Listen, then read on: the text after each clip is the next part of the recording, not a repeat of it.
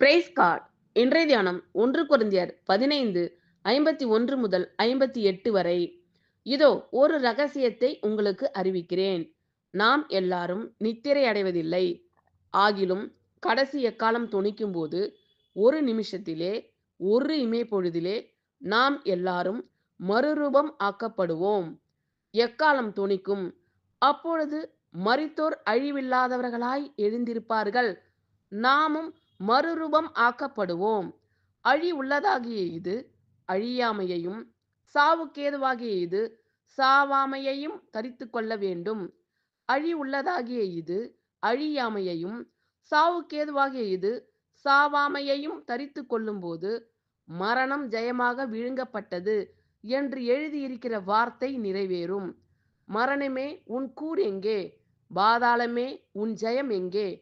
மரணத்தின் கூர் பாவம், பாவத்தின் பலன் நியாயப்பிரமாணம்.